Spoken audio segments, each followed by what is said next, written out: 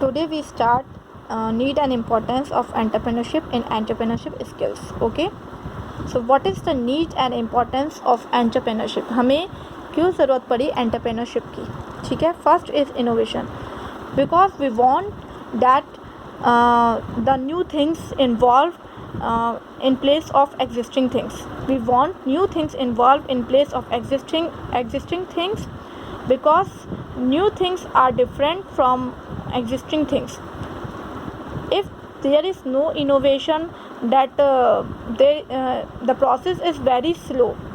The process is very slow and it is being very badly to deal with all these changes, the changing environment and all these. Okay, तो अगर हम simple way में कहें तो अगर हम changing environment के साथ नई चीज़ें अगर मार्केट के अंदर नहीं लेकर आएंगे तो बहुत ज़्यादा मुश्किल हो जाएगी सब चीज़ों से डील कर पाना, टेक्नोलॉजिकली भी, इकोनॉमिकली भी, और सोशल प्रोग्रेस भी हमारा बहुत स्लो हो जाएगा. इसलिए न्यू थिंग्स को इन्वॉल्व करना बहुत इम्पॉर्टेंट है सबके लिए. Innovation is very necessary for all. So for creativity and for innovation we have to bring the entrepreneur in the market, and only the entrepreneur through the entrepreneurship bring new things in the market. Okay, second is creation of organizations.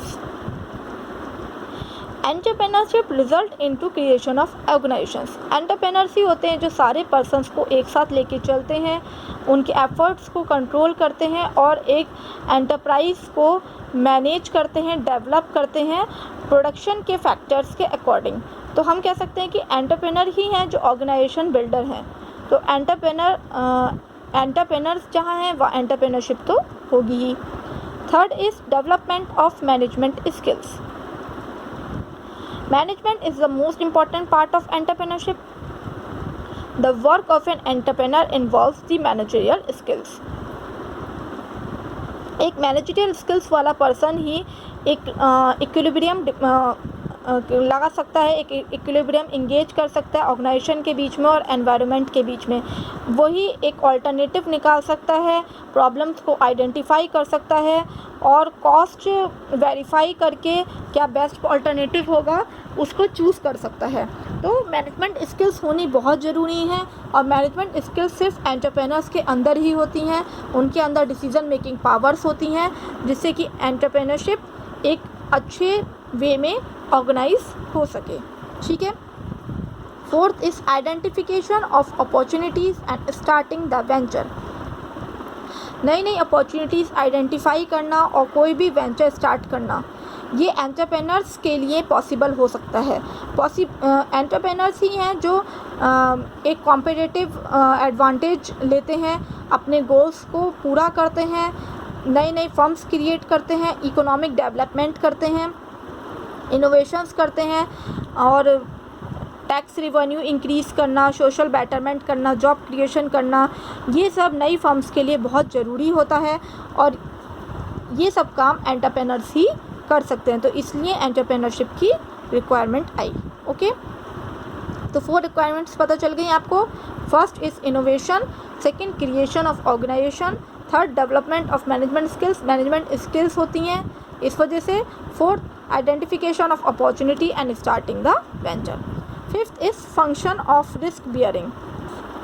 Only an entrepreneur has to take risk of putting new idea, and new ideas always are the risk bearers because the result would be instantaneously. Result may not be instantaneously. Result एकदम से नहीं आता है. Result अच्छा आएगा या बुरा आएगा किसी भी प्रोडक्ट का ये हमें नहीं पता होता है और हमारा जो प्रोडक्ट है वो प्रोडक्ट मार्केट में कितना चल पाएगा तो उसके लिए टाइम का भी रिस्क है, मनी का भी रिस्क है. ठीक है. अगर हमारा प्रोडक्ट मार्केट में फेल हो जाता है तो जो एंटरप्रेन्योर है वही रिस्क बेयर कर सकता है क्योंकि उसको नॉलेज होती है how to bear the risk. So now there is an importance of entrepreneurship. 6 point, exploiting untapped opportunities and value creation.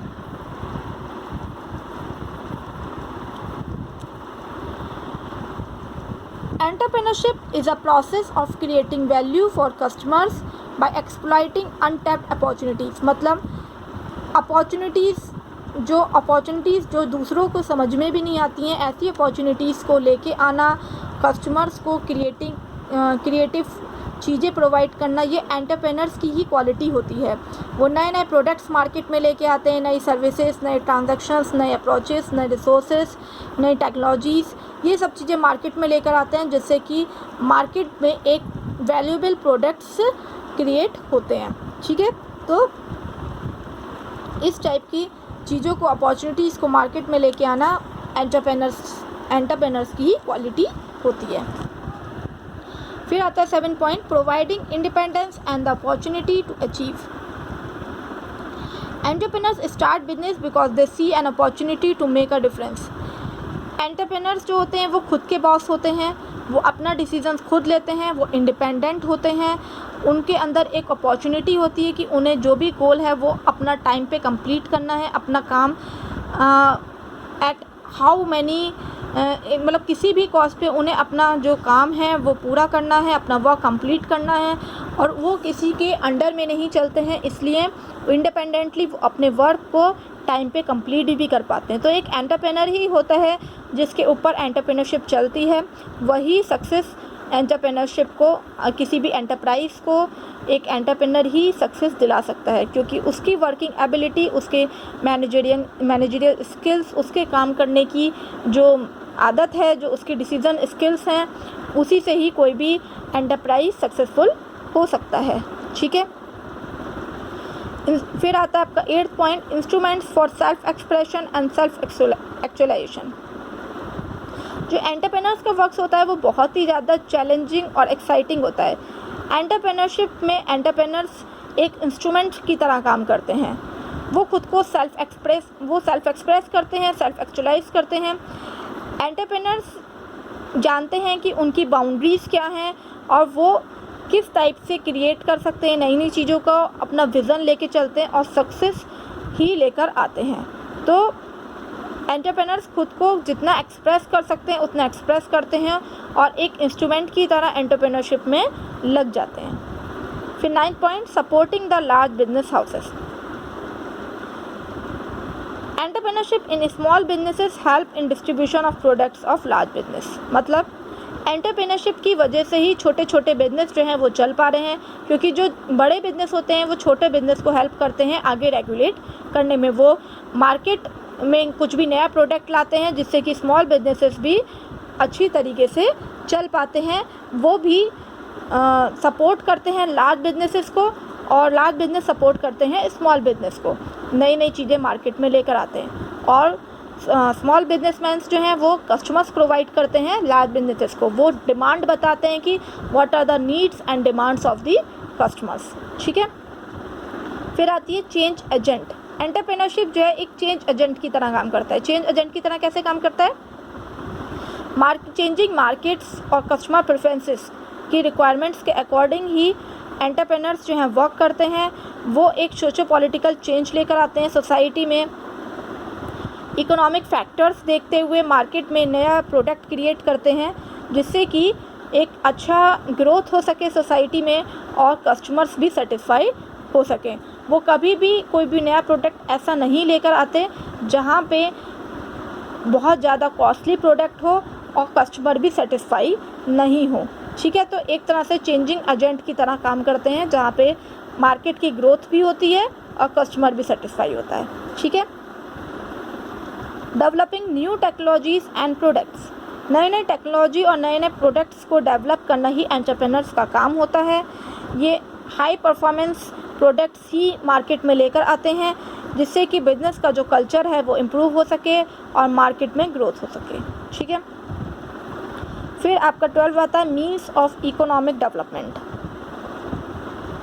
Entrepreneurship involves exploitation of economic sources just like labour, capital and technology to the fullest extent. Entrepreneurship ही जानती है कि किस तरह से labour, capital and technology हमें use करनी है, मतलब इन रिसोर्सेज को कैसे इकोनॉमिकली यूज़ करना है जिससे कि हमारा जो इकोनॉमिक डेवलपमेंट भी बेटर हो सके और अवेलेबल रिसोर्सेज को यूज़ करके हम नए नए प्रोडक्ट्स भी लॉन्च कर सकें। ठीक है। 13 point is significant financial rewards. Entrepreneurship offers a great possibility of achieving significant financial rewards than working for someone else. मतलब एंटरप्रेन्योरशिप की वजह से आप खुद के लिए रिवॉर्ड्स जीत सकते हैं, आप खुद के लिए रिवॉर्ड्स हासिल कर सकते हैं। आप अगर किसी और के लिए काम करेंगे तो आपको रिवॉर्ड्स नहीं मिलेंगे, बल्कि आप खुद के लिए काम करेंगे तो बेटर काम करेंगे, आप बेटर सोच सकते हैं और आपको रिवॉर्ड्स भी मिलेंगे। ठीक है। Skill acquisition. Entrepreneurship is a training ground where individual acquires and develop skill for creativity। अगर किसी पर्सन के अंदर स्किल्स हैं, एक अच्छी स्किल्स हैं, तो उन स्किल्स को कैसे यूज़ करना है, एंटरप्रेन्योरशिप के अंदर ही वो अपनी स्किल्स को यूज़ कर सकता है। एक तरह से ये एक ट्रेनिंग पीरियड होता है, ट्रेनिंग पीरियड जहाँ पे हम अपनी स्किल्स को अच्छे से यूज़ कर सकते हैं और मार्केट में शो कर सकते हैं कि हम भी किस टाइप से अच्छे से काम करके मार्केट का लेवल इंक्रीज़ कर सकते हैं। ठीक है। Business avenues to women and minorities. It offers business avenues to women and minorities.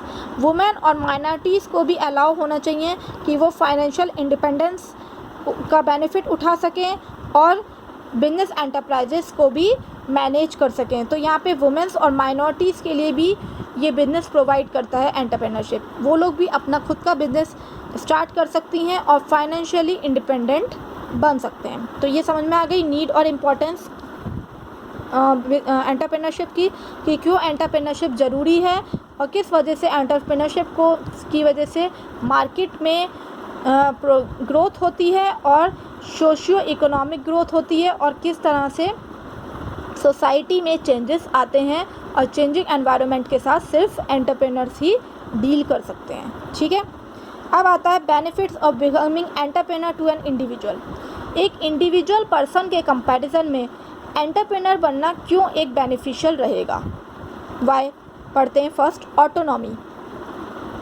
कई लोगों को ऑटोनॉमी पसंद होती है। Lot of people likes autonomy because they don't want to work under the boss. they won't be their own boss. They want to decide the work on their own. They want to take decisions on their own. They don't want to मतलब वो ये नहीं चाहते कि दूसरों की जो decisions हैं उनके अकॉर्डिंग वो वर्क करें और बॉस के अकॉर्डिंग वो चलें। वो चाहते हैं कि वो अपना टाइम एंड मनी अपने डिसीजंस अपने वर्क के अकॉर्डिंग लगाएं। ठीक है। तो जिन लोगों को ऑटोनॉमी पसंद होती है they are the successful entrepreneur.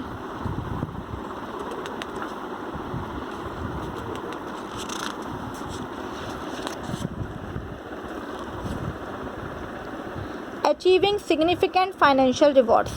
Some persons want the rewards will be there. They want the goals that making money, improving the world, having fun and interesting career. They want that these all rewards is not for someone else, these rewards for them. वो चाहते हैं कि ये सारे rewards उनके खुद के हों, किसी और के नहीं हों। वो चाहते हैं कि ये सारे रिवॉर्ड्स, एक मनी बनाना, एक वर्ल्ड इम्प्रूव करना, इंटरेस्टिंग कैरियर चूज़ करना, ये सब कुछ उनका खुद का हो। और अगर किसी और के अंडर वर्क करेंगे तो ये रिवॉर्ड्स उन्हें नहीं मिल सकते। So that's why they choose a career as a entrepreneur. Okay. Third is offers the prestige.